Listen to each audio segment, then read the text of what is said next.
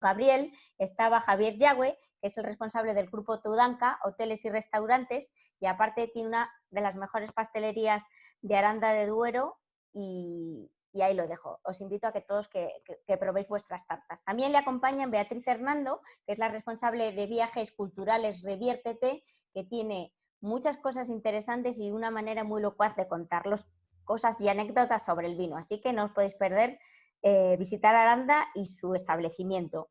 Y como no, también está Nuria Leal del Hotel Las Baronas, un hotel pequeñito con encanto en la España vaciada que tanto se coteja en estos días. Así que sin más, me voy a callar yo y os dejo con Gabriel García de Vinos y Bodegas Linaje García. Bueno, primero dar las gracias a Ana, que lleva el equipo tremendamente bien, pero tremendamente bien, y a mis compañeros Beatriz, Javi, Nuria, que han querido estar conmigo en esta, que mola, ¿no? Que mola tener detrás respaldo con tan buena gente como ellos. Bien, sé que lo de la historia es dura, pero lo vamos a hacer lo más llevadero posible. Espero que alguno de mis tacos no se escuche bien. Bueno, primero deciros dónde estamos. Estamos en España, ahí abajo de Europa, y como os comenté en la otra presentación, nos hemos quedado atrapados entre Francia, entre Europa o Euroasia y África. Y esto hace que ese empuje entre placas vaya pues generando un territorio muy bueno para vivir, pero con ciertos plegamientos que generan temperaturas, climas, altitudes, etcétera, etcétera. Pensar también que las últimas glaciaciones nos han llevado a pensar en una vida real hace prácticamente 10, 12 o en Europa 23.000 años, ¿no? En Tepec, por ejemplo. Y vamos a pensar en una civilización en un entorno que tiene unas 10.000, 17.000 años, ¿no? Del cual pues tenemos muy poco. Realmente la vida en el entorno viene con el mundo celtíbero, ¿no? En la zona de prácticamente todo tiene huellas celtíberas. Si recorriéramos el río principal, que no recuerdo cómo se llama el río principal, en Ribera del Duero, creo que es el Ebro. Bueno, pues si recorriéramos prácticamente todo el río, en la zona norte y sur veríamos un montón de yacimientos celtíberos, ¿no? Pero el más importante, indudablemente, es el de Pintia, donde llegamos a tener un gran alfar que utilizaban los arévacos y los baceos para llevar cerámica pues hasta Numancia, por ejemplo, ¿no? Y tenemos Clunia, el Alto del Cuerno, que era una cosa excepcional, que después fue sustituida por esa vida romana que todos conocemos, y algo que a la gente le llama la atención. En nuestro entorno vivieron 2 dioses. Vivieron más, pero estos, aquí cerquita en Ontangas, tenemos la casa de Dios, Aidoicino, ¿no? Que es el dios de la fertilidad, el dios de la vida, el dios del agua.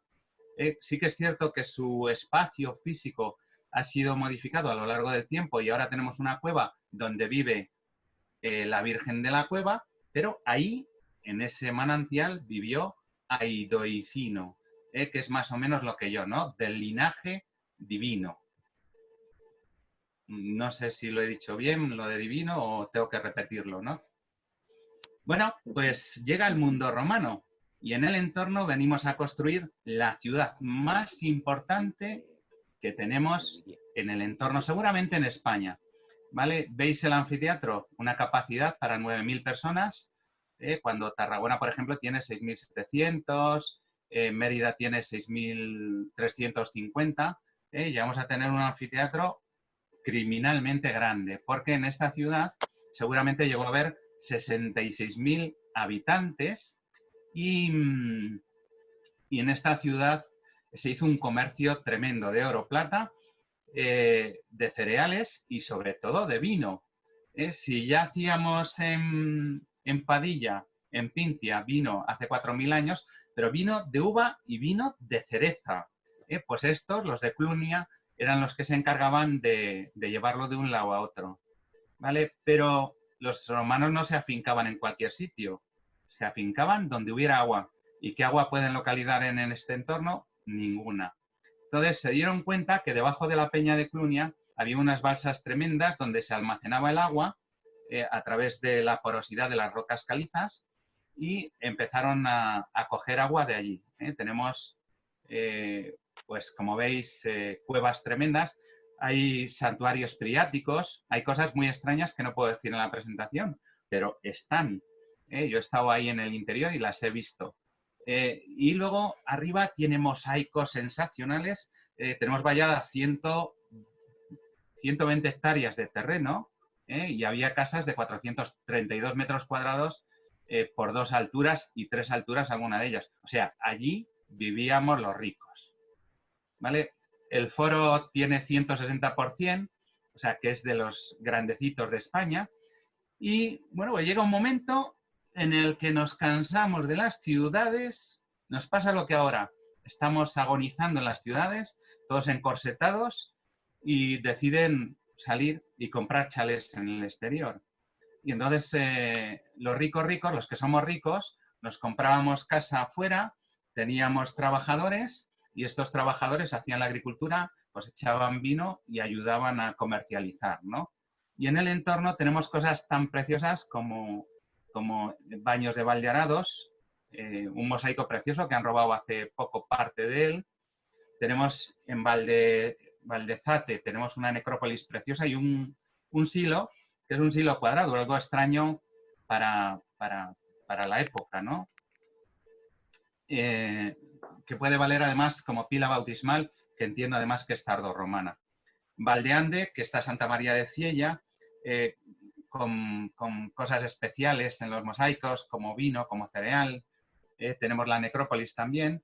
Y luego está Rauda, que tiene un aula de interpretación, porque estamos en plena César Augusta, ¿no? Y en el diario de Antonino aparece Rauda en el 5º itinerario como 7ª villa. Y está Caleruega, que es una preciosidad, con arauzo de miel, donde hay villas antiestrés por todos los lados en este entorno y hay un grifo precioso en mosaico. En Caleruega tenemos la cueva. Veis en estas diapositivas nuestro rigor del invierno. Las casas estaban bien preparadas para esto.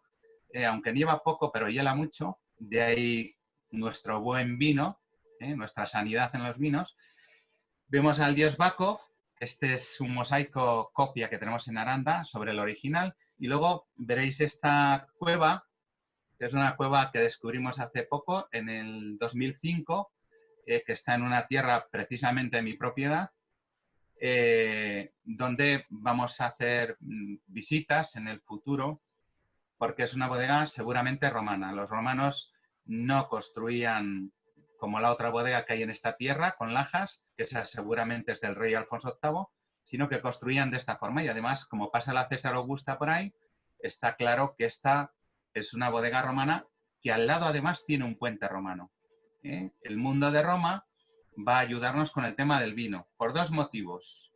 Una, porque si bebes agua, te mueres. Literalmente, ¿no? Las aguas no eran limpias antiguamente y entonces cogías de todo. Mientras que si te tomas un vino que ha fermentado, pues te estás bebiendo un vino que no te va a matar y encima vas a pillar un tonillo que está tremendamente bien, ¿no? Y eso le ocurre a la cerveza también. En el entorno, en la zona soriana de Muyo, venimos a tener también restos de fermentación, la llamada Caelia soriana. Por lo tanto, esto demuestra que en el entorno tenemos una tradición alcohólica tremendamente buena. Por eso nos mantenemos así de sanos. Y luego, pues, se le ocurrió a unos chavales del norte, 3 condes, que, bueno, pasando hambre en el norte, como estaban pasando, deciden tomar tierras del sur, tierras de los árabes. Y esta es una fecha vital para nuestro entorno, ¿no? Nuño Núñez, Tello Téllez y Gonzalo Fernández, el conde de Castilla, vienen a tomar las villas, principalmente de Aza, Langa, San Esteban, documentalmente probadas, pero seguramente estaba Peñaranda también o Aranda. Sucede que en la documentación no aparecen como villas. Pensar que en el norte estábamos saturados, necesitábamos dar de comer a los niños, se necesitaban tierras de cultivo, y aquí, al lado de la ribera, al lado del Duero, había tierras que eran tremendamente potentes y buenas y sanas para hacer la agricultura, ¿no?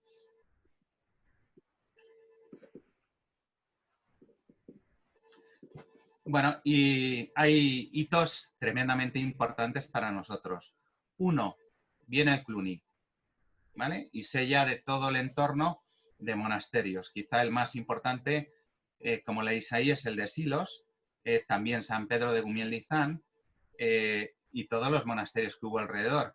En el siglo XVII yo conté 14 monasterios antes de la desamortización. O sea, fue una zona que se repuebla de tres formas. Una, con pueblos agrícolas; dos, con castillos y reparto de leña contra los árabes; y tres, el mundo de la fe.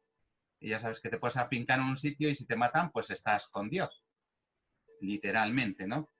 Bueno, pues después pensar en los focos de cultura tan importantes que hay en el entorno.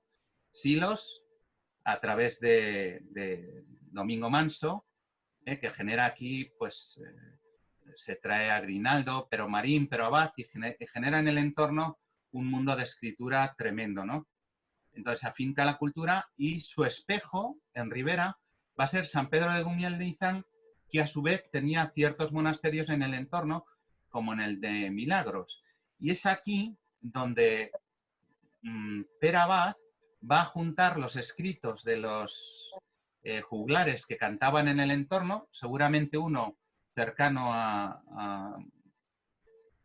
cercano a la Vid o cercano a San Esteban de Gormaz, y otro entre San Esteban de Gormaz y Medinaceli.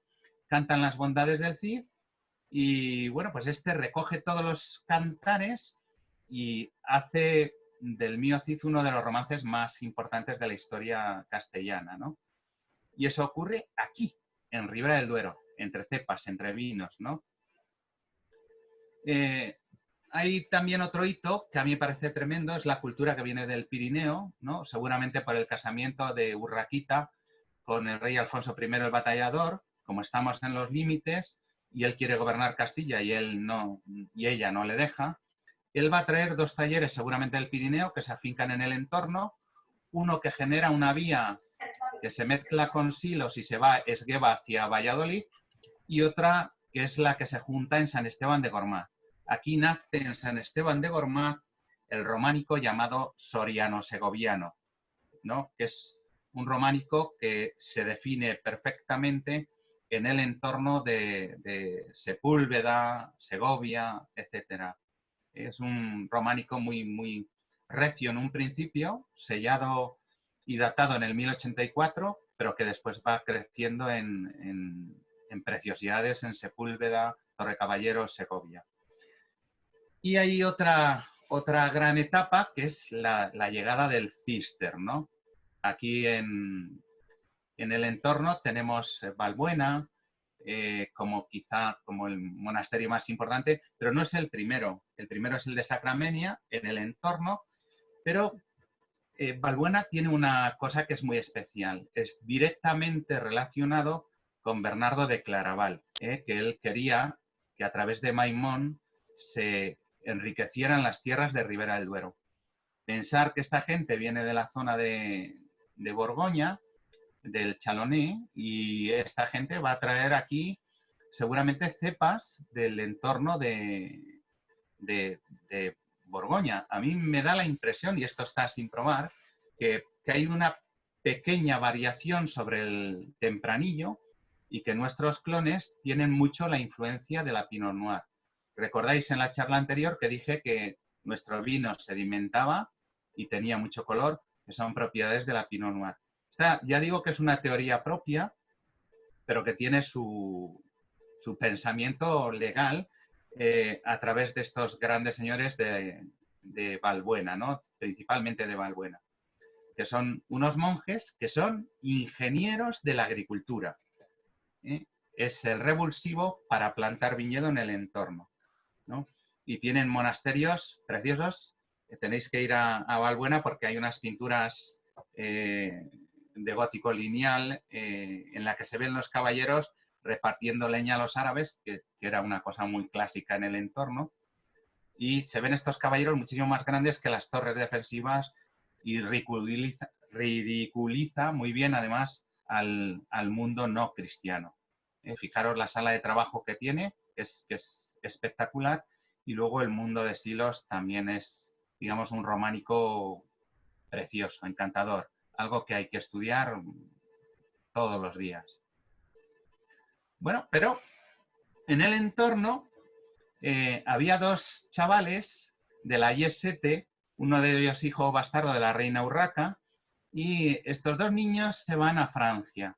Estudian con los benedictinos, no les mola que pensaran más en el dinero que en Dios, y entonces estos se salen del espacio benedictino y se van con San Norberto, ¿no? En el Premosté francés. Estudian con San Norberto y se vienen aquí, y aquí fundan dos monasterios vitales, y alrededor de estos dos, otros 4 o 5, quizá el más bonito, el de Antigüedad, ¿no? Pero tenemos en la zona de Retuerta el hermano gemelo de nuestro monasterio de la Vid, que es una genialidad que tenéis que ver, es increíblemente bello. Y bueno, es aquí donde empezamos a discutir cuál de los dos monasterios era el primero en afincarse en el entorno. Ya hace unos años, 8, descubrimos una lápida sepulcral y sabemos que este es el primer monasterio fundado en el entorno de la orden premostatense. Pero, ¿qué es lo más importante de los premostatenses? Que eran ingenieros agrónomos, que nos ayudaron en la agricultura, pero generan un cambio en la mentalidad del medievo. El medievo está desapareciendo el mundo rural, están naciendo las ciudades y no había nadie que predicara en las ciudades. Entonces estos chicos salen a predicar y son, digamos, el espacio que hay entre el antiguo Cister, que se viene abajo, y el nacimiento de las universidades. Entonces demuestra esto que en el entorno había mucho dinero, mucha pasta y que estábamos cambiando de mentalidad. Nos estábamos haciendo universitarios.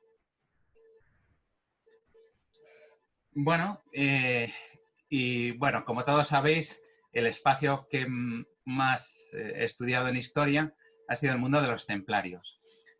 Los templarios no son nuestro fuerte aquí en el entorno, porque tuvimos un rey, Sancho II, que les dio a controlar Calatrava y estos niños templarios se echaron a correr. Y entonces pensó el rey que nosotros éramos suficientemente fuertes como para llevar adelante la reconquista sin templarios. Entonces, aquí en Castilla solo hubo una encomienda en Alcaladré, en La Rioja, y de esa 2 templerías, una que todos conoceréis en el Cañón de Río Lobos, íntimamente relacionado con nosotros, y otra en Castillejo de Robledo, donde a partir de Castillejo ellos tenían varios espacios de control, seguramente que llevaban hasta Maderuelo. ¿Y por qué se afincan aquí? Porque era un lugar esotérico donde está el Robledal de Corpés, donde a las hijas del Cid seguramente, digo, históricamente no se puede probar, pero bueno, está en el romance. Pegaron a las hijas del Cid los condes de Carrión, los malos, Ferrando y Didago, y las dejaron notadas en el Robledal.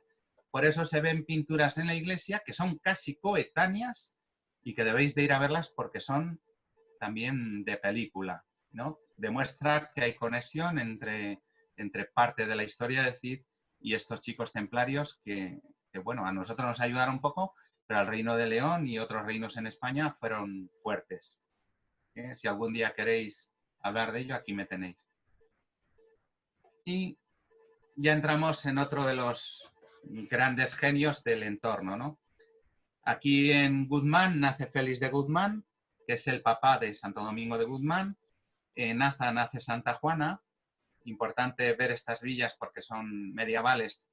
Bueno, Guzmán tiene un palacio precioso y una iglesia sensacional, pero en Aza se puede ver todavía parte de la muralla y el castillo que después perteneció a los grandes señores del entorno, ¿no?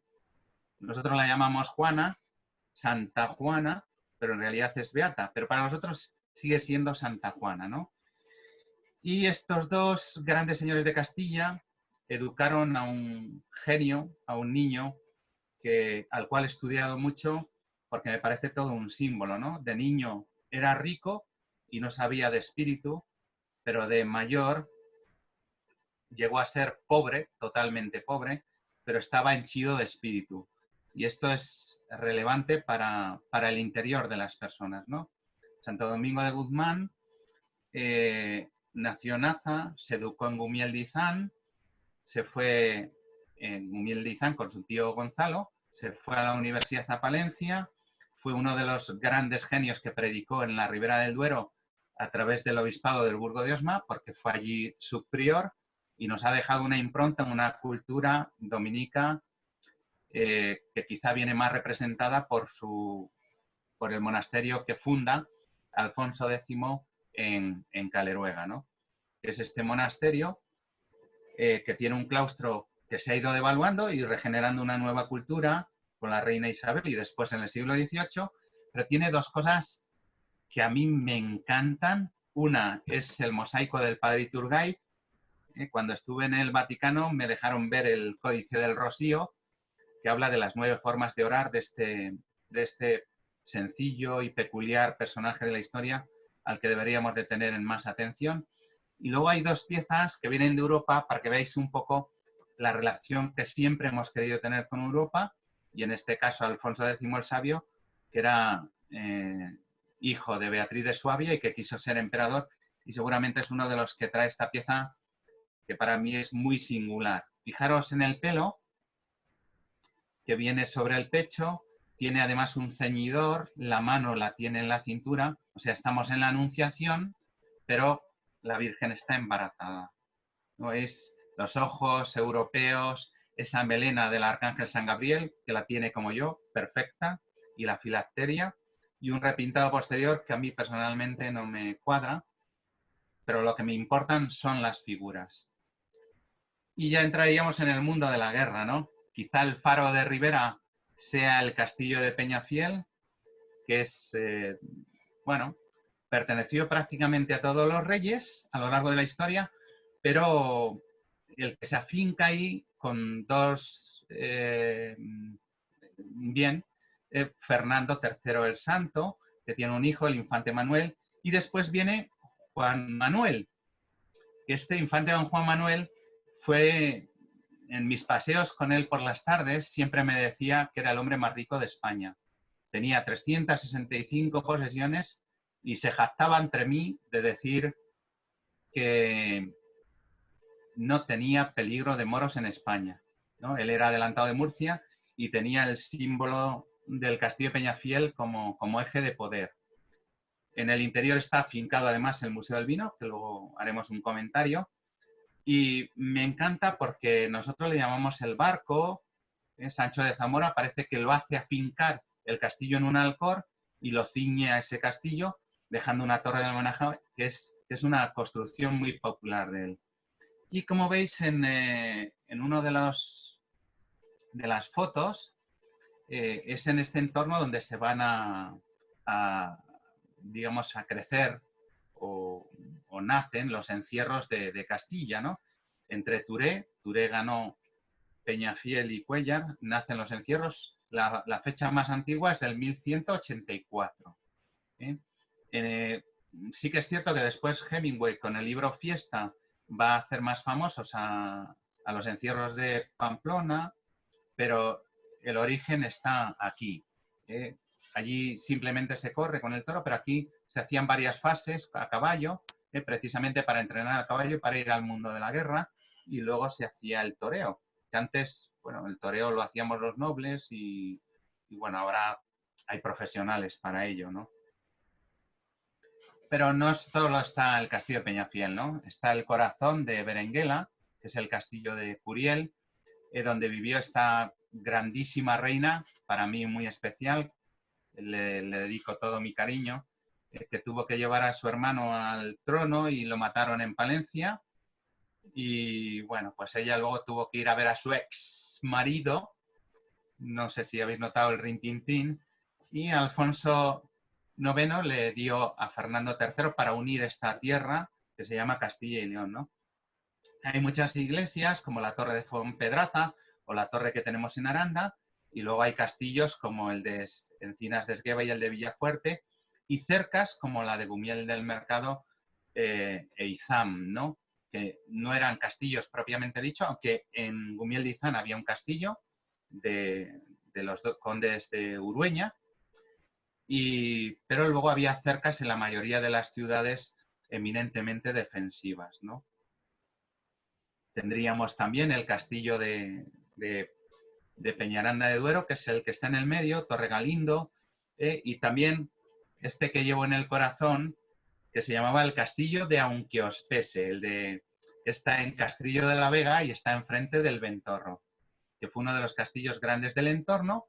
Un grabador en el 1817, Antonio Pérez, dice que es el castillo más bonito de los que has grabado en el entorno. Y se llamaba de Aunque os pese porque decía a su dueño: aunque os pese a los de Roa y a los de Aranda, esto es del conde de Miranda. A propósito, por ahí pasó el oro que trajo Colón en su segundo viaje. He estado mirando y no queda ni un ducado. Quedan otras cosas, pero no las puedo contar, ya os contaré más adelante y en privado. Y luego ya entraríamos en Aranda de Duero, que tengo una compañera por ahí, Beatriz, que tiene una agencia, se llama Riviértete. Estoy. Y está... Bueno, a mí me ha tocado, como arandina, hablar de Aranda de Duero.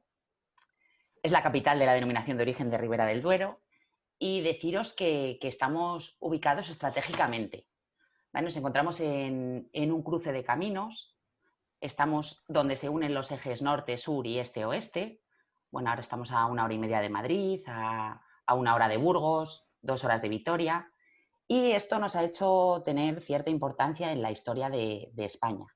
Tenemos, bueno, si veis en la imagen, aparece el plano de 1503, que es el plano urbano más antiguo de España. ¿Vale? El original se encuentra en el archivo de Simancas. Y de esto no voy a hablar más porque creo que más adelante vamos a tener otra formación y vamos a dar más información de ello.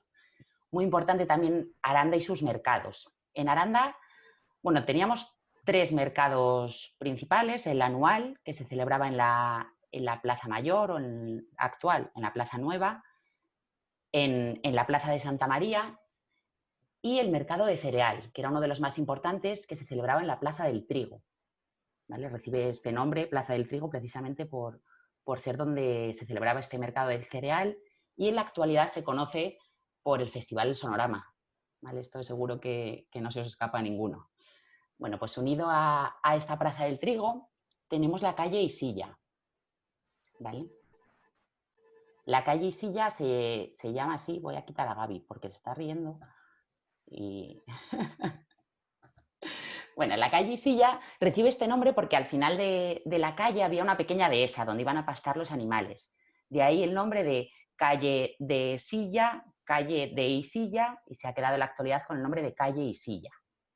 ¿Vale? También nombrar a la iglesia de Santa María. La iglesia de Santa María la Real se construyó en el siglo XV. ¿Vale? Aunque la fachada aparece en el plano de 1503, pero la fachada es posterior. Es de principios del XVI, y esa magnífica fachada de estilo gótico isabelino que se puede ver ahí. Todos los años también en la iglesia de Santa María se celebra la tradicional bajada del Ángel, el domingo de Resurrección. Esta bajada del Ángel es de interés turístico regional. Y también en Santa María se celebró la exposición Edades del Hombre. Fue una de las sedes principales de la exposición, junto con la iglesia de San Juan. San Juan fue la primera iglesia en Aranda de Duero, y en la actualidad no se celebra culto. Es el Museo de Arte Sacro, y en ella hubo un hecho muy importante, que fue el Concilio de Aranda. Se celebró en el año 1473, y en este concilio hubo dos motivos principales. Por un lado, el religioso, en el que se llamaba al orden al clero, porque estaba un poquito desviado de lo que tenía que ser, pues no se decían las misas en latín, andaban con concubinas, les gustaba mucho el juego, bueno, un listado bastante amplio, y les llamaron al orden en este concilio. Y por otro lado estaba la razón política, porque estaban luchando por el trono Juana la Beltraneja, hija de Enrique IV, bueno, de la que se dudaba de su paternidad, y la hermana, que era Isabel. Y en Aranda todos se ponen del lado de Isabel, sobre todo la nobleza, y gracias a este concilio, un año más tarde, es nombrada reina de Castilla en Segovia, en la iglesia de San Miguel, en el 1474.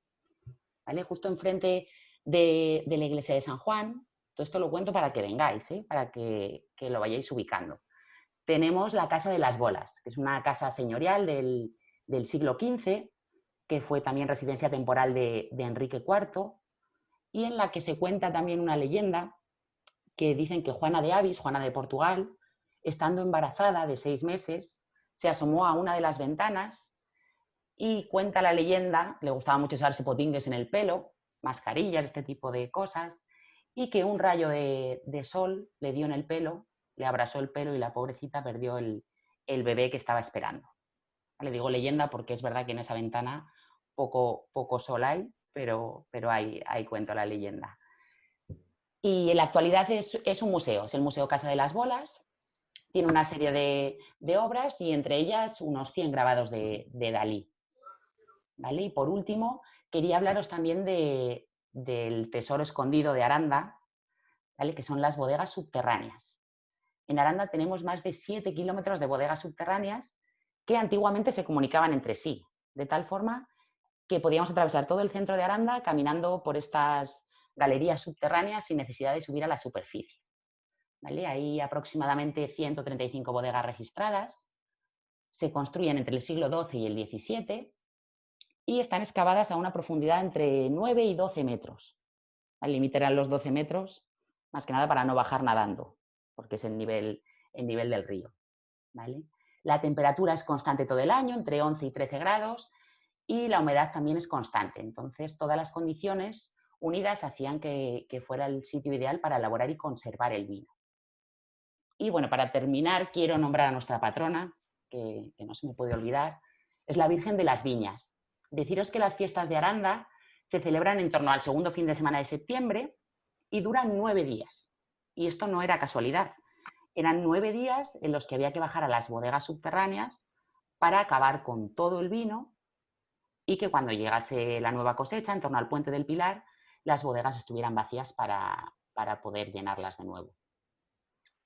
En la actualidad ya no elaboramos vino en las bodegas subterráneas, pero sí nos bebemos la cosecha. Gaby? Y yo ya te doy paso a ti otra vez. Bueno, muchas gracias. Gracias, Beatriz. Pensar que ya controla las visitas en Aranda y hace visitas al Museo del Vino y a Santa María y luego hablaremos de un juego que es un espectáculo. Bueno, y otra historia, ¿no? Tenemos aquí un arte supremo del Renacimiento italiano. En realidad tuvimos suerte, ¿no? Porque ahí en Béjar, papá duque de Béjar tiene 2 hijos que se están repartiendo leña a todas horas y a uno le da el ducado de Béjar y a otro rompe o desgrana ese ducado dándole el condado de Miranda del Castañar, que es un pueblo muy bonito en Salamanca, y él se viene al entorno. Pero aquí en el entorno yo tenía una novia que se llamaba Aldonza, que era una novia que estaba pero buenísima, y viene el tío este, Juan José, de allí de Salamanca, y me quita la novia. Y me quita la novia los 35 pueblos y los 19 aldeas. Que no me fastidia por la novia, es que se lleva los pueblos y las aldeas. Y él genera aquí la cabeza del condado de Miranda del Castañar. Está en Peñaranda de Duero. Y bueno, así como su papá había sido un bestia en la guerra y había repartido leña en Granada, pues ellos, los dos hijos más potentes que tiene, son gente muy culta, que se inspira en el Renacimiento italiano. Pero no el Renacimiento de la urbe, el burdo Renacimiento de la urbe, sino el toscano lombardo, ¿no? Y quieren hacer aquí una Florencia, pero en el pensamiento. Entonces generan cosas bellísimas como el Palacio de Peñaranda, ¿no? Que tiene una fachada sensacional que habla indudablemente de lo heredado, de lo histórico, y nos pone ahí un Hércules que hace que renazcamos, ¿no? En cultura, un Hércules que es protector de todos los malos espíritus y bichos que puedan atañer a las casas, ¿no? De los ciudadanos. Además, Hércules en el entorno es la figura que más se ha encontrado. Se ven los pajes romanos. Esto es un poco a imitación de la casa que tiene su tío abuelo en Guadalajara, ¿no? Y bueno, se ve un escrito precioso, pero hay un escrito que a mí me gusta mucho, que está en la fachada, en latín, que es el Salmo 164, que dice: en vano construye el constructor si no lo ha hecho el Señor antes, ¿no? Fijaros qué claustro tiene tan bello, y luego aquí se halla el conjunto más importante que tiene en Europa, no tiene parangón con Europa, de artesonados hechos en madera. Tiene unos artesonados, bueno, de órdago a la grande, ¿no? Para los que jugáis al mus.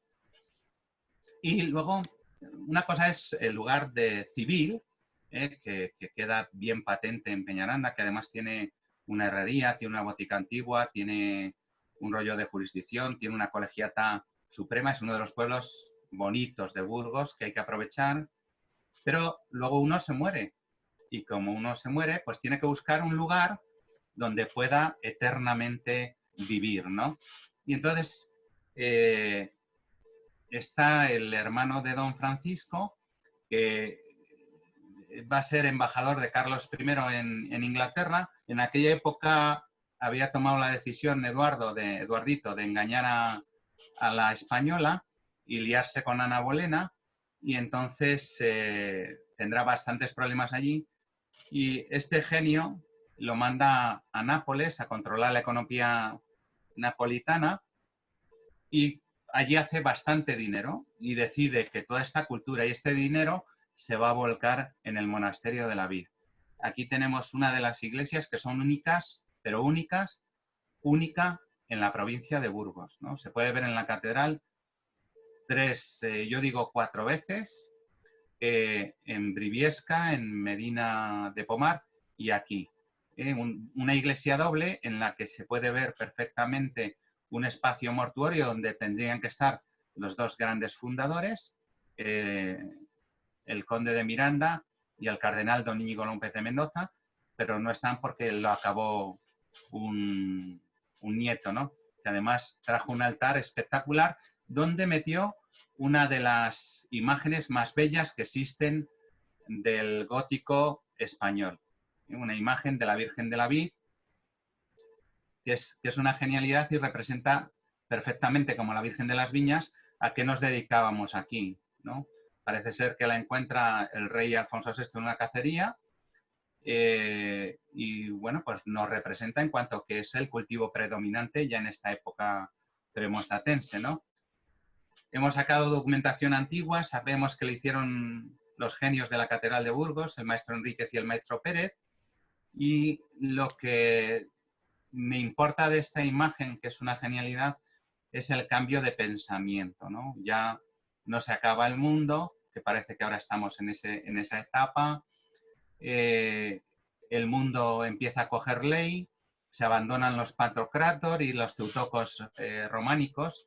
Veréis que he dicho 2 palabras técnicas, pero todo guía tiene que decir 2 palabras técnicas para que la gente diga, joder, lo que sabe el tío, ¿no? Entonces, es importante meter 2 cuñas raras. Bueno, y lo que genera esta imagen es mucha humanidad, ¿no? Volvemos otra vez al mundo del humanismo, encarnado en el principio del gótico.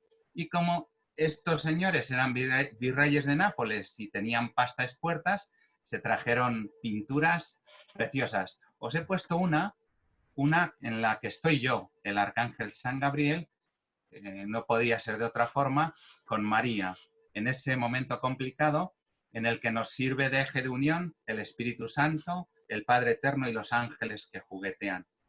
Pensar que no es el mejor de los cuadros, pero haceros una idea de lo que tiene este súper monasterio que está en el entorno. Y luego pensar también en el conde de Urueña, que tenía propiedades en el entorno, que era el que competía con el conde de Miranda. Principalmente Gumiel de Izán, que ya he dicho que fue un monasterio espectacular. Parte de este monasterio está en Palamós. Este había sido siempre subvencionado por los Guzmanes y Aza, los padres de Santo Domingo, que tenían allí un enterramiento que era un espectáculo, al cual me invitaron a mí, pero he tomado la decisión de no coger todavía el camino. Y tiene joyas del románico, tiene joyas del gótico, tiene joyas del Renacimiento. Y luego ya veis ahí el entorno del castillo de Peñafiel, del cual ya hemos hablado. Y nos queda el tercero en discordia. Un chaval que de niño me lo pusieron a juguetear con el rey Felipe III. Esta figura que veis en el centro es el del tío. Este es el causante de todo el estorno. El niño era un genio, un niño prodigio. Empezó a camelarse al rey Felipe III y ya decía mi tío Felipe II, dice, este niño me lo han de gobernar. Y así fue. Construyó aquí en Lerma un palacio de caza, donde tenía caza, recorridos, jardines, varió el río para hacer peleas con barcos, imaginaros batallas navales, y reconstruyó un antiguo castillo y lo hizo palacio prácticamente regio, ¿no? Y aquí en el entorno tenía una zona de caza que se llama la Ventosilla, que para mí iba emparentada con una genialidad que tenemos en el entorno, que es la genialidad del monasterio de San Pedro Regalado, que en la próxima exposición, webinar, hablaremos de todo este entorno más concretamente, ¿no? Y ya pues nos vamos al foco de naturaleza, porque la gente piensa que en Castilla y León no tenemos naturaleza, y es la comunidad que más naturaleza tiene de toda España. Tenemos 884 monumentos y unas 300 claves naturales, más otras 1000 y otras cuantas historias por descubrir arqueológicamente, ¿eh? Va a ser una comunidad muy potente a nivel internacional en la arqueología, porque tenemos de todo: dinosaurios, árboles fósiles, necrópolis y, bueno, miles de cosas. Bueno, para mí, Félix, cuando yo era un niño, me puso en su regazo. Yo no sabía quién era Félix, ni mucho menos, pero después para mí ha sido un símbolo porque también le he estudiado, ¿no? Un niño que su padre en Oña estaba en Poza del Arzal, pues no quería escolarizar a su hijo a una edad temprana. Este convivió en Poza con toda la serie de alimañas y bichos que a él le encantaban, y terminó siendo, aun siendo odontólogo, terminó siendo un genio de la naturaleza, ¿no? Y aquí en el entorno fundó, en el cañón del río Riaza, fundó un refugio de rapaces que es bellísimo, pero bellísimo. Hay 7 kilómetros espectaculares, y de aquí generó una cultura de buitres que se ha ido, pues, no sé si decirlo, bueno, iba a decir, bueno, no lo diré, pero ya os lo imagináis. Y se ha ido también al cañón de Río Lobos, al cañón de Río Ura, que es muy bonito al lado de Silos, a las hoces del Duratón, y también a los anticlinales y desfiladeros cercanos como el de la Yecla, ¿no? Un homenaje para este supremo hombre que nació el mismo día que yo y murió el día de su cumpleaños, pensando siempre en naturaleza. Aquí se tiró 3 días grabando programas de buitres. Ahora tendría que ir a alguna capital a grabarlos. Pero bueno, lo importante es que aquí nos dejó una impronta tremenda como cetrero, halcones, azores y buitres leonados principalmente, ¿no? Y bueno, como aquí tenemos en el equipo a la jefa del Museo de los Aromas, yo tengo que dejarle a Nuria que explique un poco cuál es su entorno. Nuria, ¿estás por ahí? Buenas tardes a todos, gracias Gaby. Se va a hacer un poco complicado seguir esta presentación porque tú dejas el listón muy alto, pero bueno, lo vamos a intentar. Mirad, tengo un hotel ubicado en un pueblecito de 145 habitantes censados, viviendo 70, a 9 kilómetros de esas hoces del río Riaza, a 12 kilómetros del monasterio de la Vid, a otros 17 kilómetros de Peñaranda y a 13 kilómetros de Aranda de Duero. Con lo cual, más o menos creo que nos hemos puesto en el mapa para que os situéis. Y bueno, aparte del hotel, pues gestionamos el único museo existente en España y Europa sobre el tema de aromas en general y del olfato en general, ¿vale? El gran desconocido de nuestros sentidos y uno de los más importantes, ¿vale? Os voy a contar un poco. El museo está ubicado en Santa Cruz, bueno, ya os he dicho, y está diseñado como una casa con sus distintas estancias, ¿vale? En cada una de ellas se propone al público la comprobación y la destreza del reconocimiento de los diferentes aromas y el uso y su uso, ¿no? Desde nuestros días, al fin y al cabo.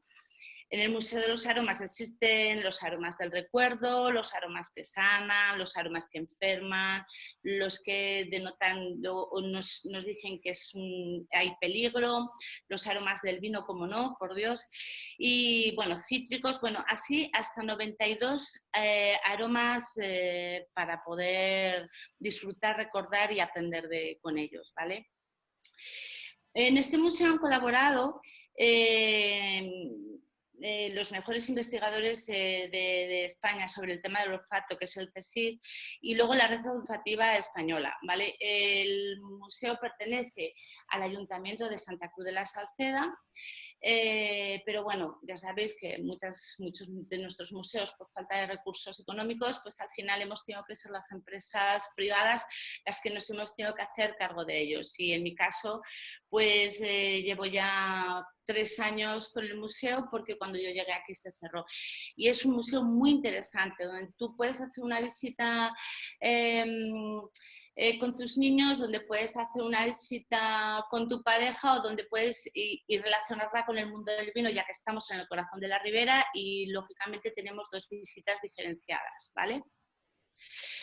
Aparte de, bueno, es un museo lúdico, porque existen unas mesas donde nada huele a lo que estás viendo, es decir, tú tienes que acercarte, olerlo y averiguar qué es lo que estás oliendo, o sea que al final el que visita nuestro museo a la vez, pues realiza juegos y bueno, pues resulta muy entretenido.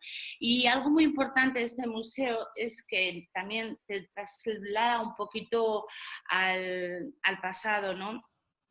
Seguro que os ha pasado alguna vez que habéis olido un aroma y os ha venido a la mente un flash de un recuerdo, ¿no? Con todo detalle, o sea, y a través del olfato recordamos de una manera más nítida que como que mejor que si lo estuviéramos viendo en una fotografía o escuchando. O sea, realmente el sentido del olfato es muy, muy importante porque te presenta como mejor imagen los recuerdos, ¿no? Entonces, por eso se dice que es un museo que te traslada al pasado. No sé, cuando íbamos a casa de nuestras abuelas y entrabas en la casa y olías a un aroma determinado y cierras los ojos y parece que estás ahí en ese momento. Bueno, pues este museo lo que intentamos es que la gente retroceda a esos momentos de su vida, ¿vale? Así que, bueno, daros las gracias y deciros que aquí en Santa Cruz de la Salceda tenéis un museo único, que es un recorrido súper ameno y divertido y que os esperamos a todos con muchísimas ganas. Y bueno, gracias Gaby por darme esta oportunidad. Saludos a todos. No, la oportunidad te la has dado tú que riges el museo y has tenido que llevarlo adelante con fortaleza. Así es. Bueno, tenéis también el Museo del Vino, que ya hemos hablado, el CIABIN, que tendríais que hablar con Bea, el Museo del Tren, Museo de la Cerámica y Juegos, que de esto vamos a hablar en el próximo webinar, pero queremos que sepáis que está. Y seguramente uno de los fuertes más potentes que tenemos en el entorno son los lagares, las bodegas. Beatriz visita varias bodegas, Javier también, y viñas, visitas organizadas. El mundo de turismo en este entorno es muy amplio, pero al final la mayoría de la gente lo desdeña y lo practicamos, Javi. Bueno, los practicamos los que estamos dando prácticamente el webinar, ¿no? Que nos hemos afincado aquí porque hemos visto posibilidades. Y Javi, que es el genio de la gastronomía, te toca. Hola, buenos días, buenas tardes a todos o buenos días en función de donde estemos. Bueno, pues soy Javier Yagüe, represento a Grupo Tudanca, es una empresa familiar con más de 100 años en la Ribera del Duero, ¿vale? Que ahora os contaré un poquito más en detalle. Bueno, me ha tocado y os voy a hablar un poquito de la gastronomía. La gastronomía yo creo que es uno de los aspectos que hoy más en día los viajeros cuando deciden dónde ir a un sitio u otro, pues optan por donde haya un fuerte en gastronomía. Es ahí donde por la Ribera del Duero y en concreto Aranda de Duero pues tiene un potencial muy fuerte. Tiene un potencial muy fuerte porque por un lado tenemos lo líquido, donde tenemos excelentes vinos, todos de nuestra denominación de origen Ribera del Duero.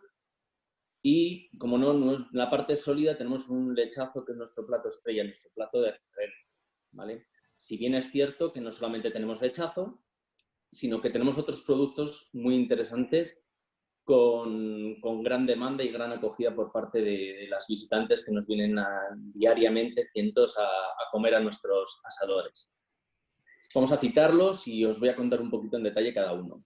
Por un lado tenemos la morcilla. La morcilla de Aranda es una variante de la morcilla de Burgos.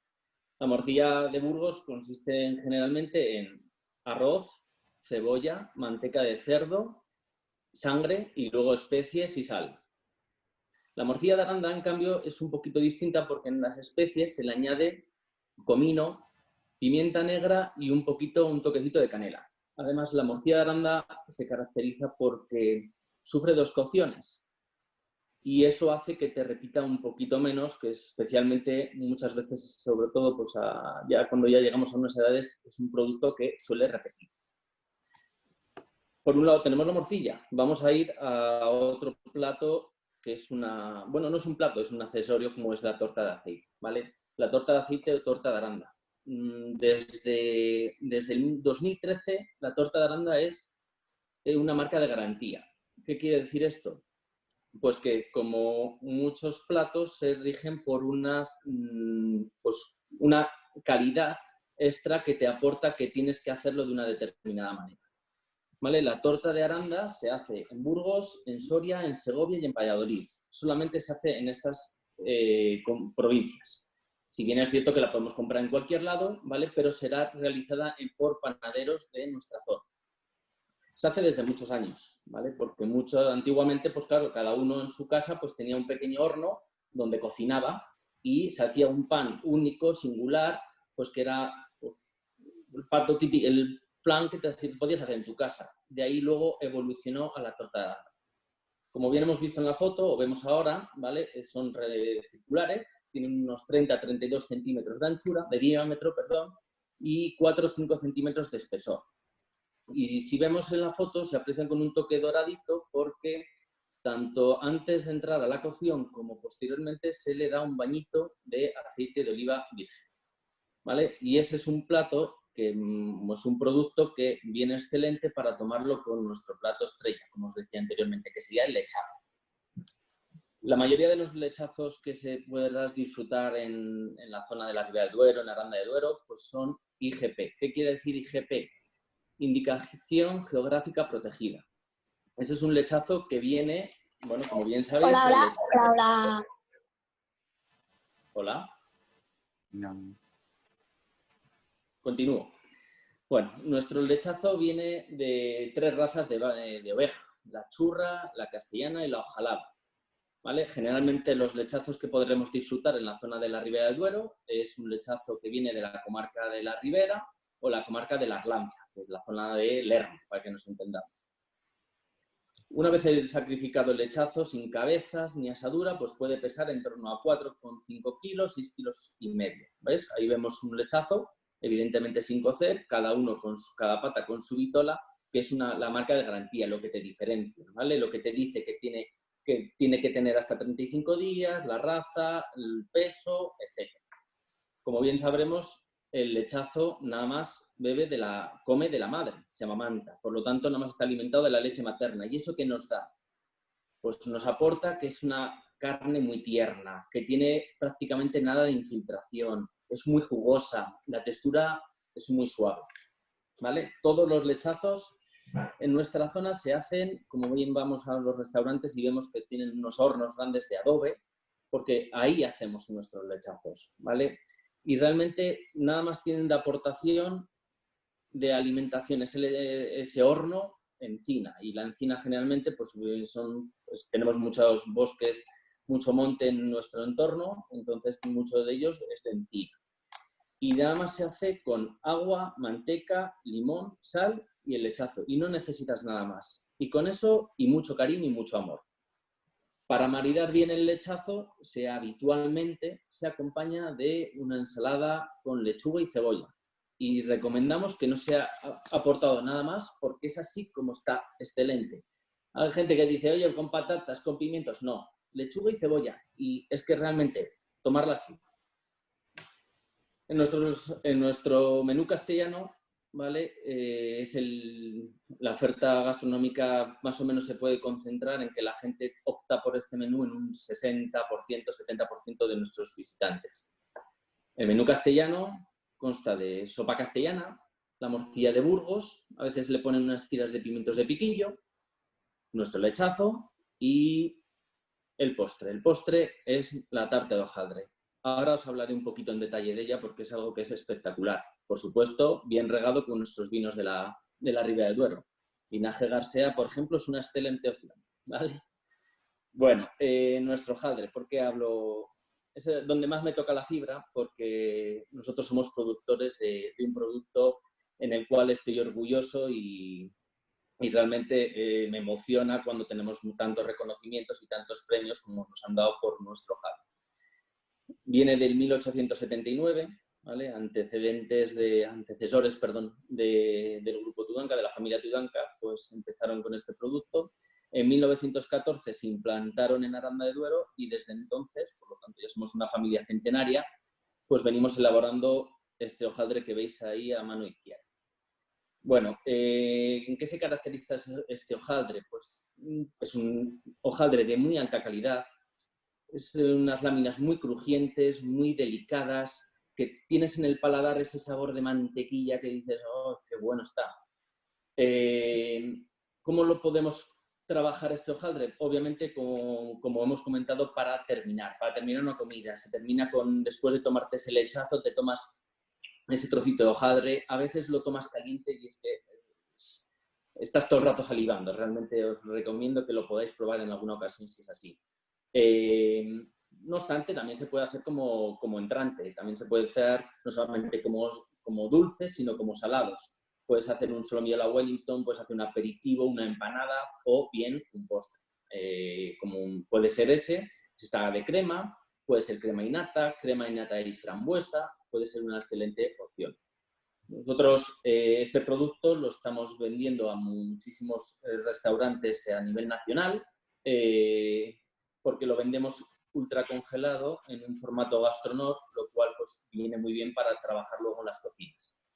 Y qué deciros que, por ejemplo, cocineros como Pedro Larumbe, Adolfo de Toledo o Mario Sandoval, que ya conocemos un poquito más por Masterchef, pues gastan nuestro hojaldre y realmente estamos muy contentos con ello. Esta es una pequeña muestra de platos y de productos que tomamos y que podéis tomar en Aranda de Duero, en la Ribera del Duero, así que por favor os invito a que si no nos conocéis, que vengáis a Aranda, a nuestros asadores, a nuestras bodegas y creo que no os arrepentiréis y disfrutaréis un montón. Muchas gracias a todos. Gracias, Javi. Bueno, soy adicto además a los Haldren, ya lo sabe Javi. Bueno, conclusiones.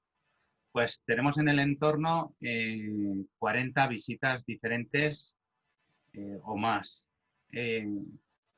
Aranda es un eje de comunicación y que se pueden hacer gestiones y cosas excepcionales como hace mi hermana, por ejemplo, con la matanza o la gastronomía del cordero, como hace Javi, que hace una gastronomía también del cordero, y luego tenéis que hacer visitas con Beatriz, que Beatriz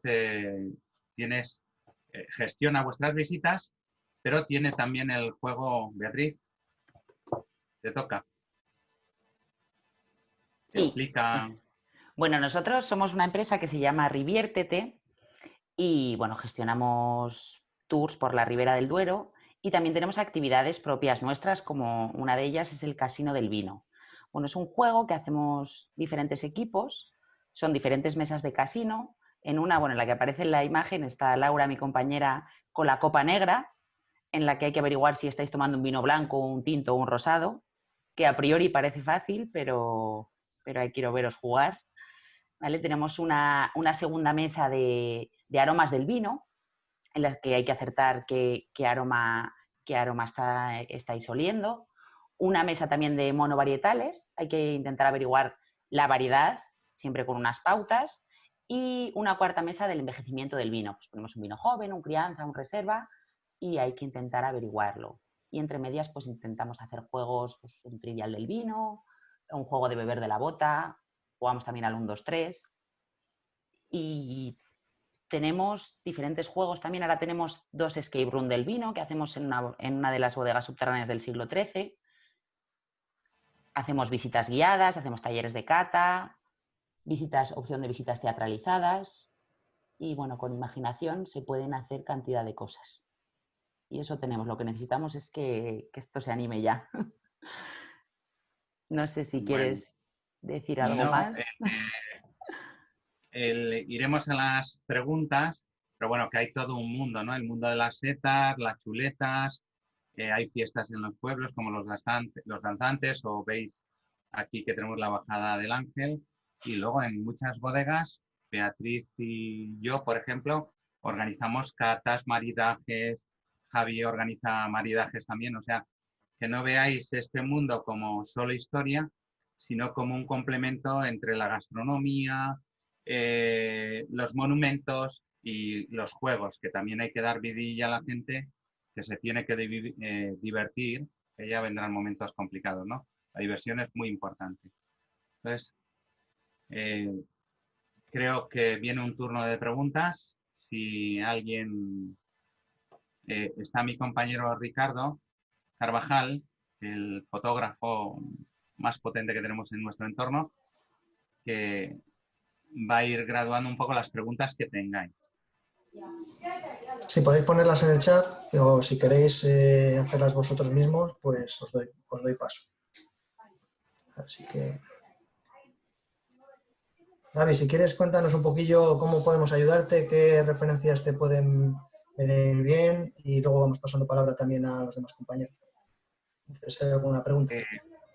Por mi parte, que disfruten del vino, que vengan a vernos, hacemos la visita a la bodega, catamos vinos y hacemos, bueno, todos los maridajes que sean posibles, no hay problema. Bea,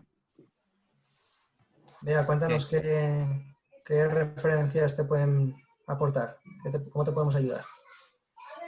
Bueno, pues como dice Gaby, viniendo a visitar la Ribera del Duero, que hay infinidad de cosas para hacer, actividades culturales, enológicas, súper divertidas y además que no nos van a dejar salir de España. O sea que todos a la Ribera del Duero. Mejor opción no hay, ¿no? Eso es, no hay otra alternativa. Y luego hay una cosa que es muy importante, son las personas, ¿no? creo que hay 4 personas aquí para el turismo que son muy potentes. Nuria. Bueno, creo que estamos en una zona privilegiada, tenemos muchísimas cosas que ofrecer, muchísimo que visitar, tenemos riqueza gastronómica, es que lo tenemos todo y encima estamos, pues, yo en mi caso, en una zona, bueno, pues rural, que ahora mismo yo sé que la gente posiblemente lo demande. Aranda como tal no es una ciudad grande, es una ciudad con un entorno que es una pasada para poder disfrutar y yo creo que, bueno, pues que estamos aquí encantados de recibir a todo el mundo y de hacerle, si cabe, esas visitas y esas experiencias personalizadas y nosotros pues encantadísimos de poderlo hacer y bueno, que tenemos todo para que sea una experiencia única, yo creo. Evento, Javi, deberíamos... me pregunta San Núñez. Espera, falta Javi, solo un segundo. Javi. Ah, sí, Javi ya está libre, vale. Se le veía antes ocupado. Sí que me han llamado. Pues un encargo Sí. de varias tartas, me llamaban ahora. Bueno, pues nada más, lo he dicho por mis compañeros, invitaros a la Ribera del Duero, invitaros a Aranda de Duero. Es un sitio increíble, os va a apasionar tanto el arte que tenemos como las bodegas subterráneas, las bodegas de elaboración, nuestra gastronomía. Hoy en día, por supuesto, estamos ya muy concienciados, preparándonos para poder tener las medidas de seguridad con el tema que hoy en día tanto nos preocupa a todos, la pandemia que estamos sufriendo, pero que podréis venir a nuestros establecimientos, a nuestras bodegas y con las plenas garantías de poder pasar un rato entrañable, un rato maravilloso y bueno, y pues nosotros encantados de que así sea. Muchas gracias a todos por vuestro tiempo y espero veros pronto por aquí. Gracias. Gaby, que te decía que me pregunta San que de qué manera se puede contactar con vosotros, que si actuáis en grupo. Sí, no, pues con cualquiera de nosotros que contacten sin ningún problema. Pero lo lógico es que hablen con Beatriz y ella les vaya dirigiendo a los otros lugares. En Aranda, yo creo que es nuestro eje de... ¿Sí o no, Beatriz? Sí, of course, por supuesto. Sí. Pueden contactar conmigo, bueno, ahí aparece Riviértete, pero a través de la página, además, Ribera del Duero, Riviértete, no se os olvida a nadie. Si lo metéis en Google, tenéis teléfono, email, todo lo que necesitéis, lo podemos gestionar a través mío, pues ir a visitar el Museo de Nuria, su casa rural, bueno, Nuria es una cocinera excepcional también, Javi, sus tartas, su lechazo, el vino de Gaby, todo lo que necesitéis.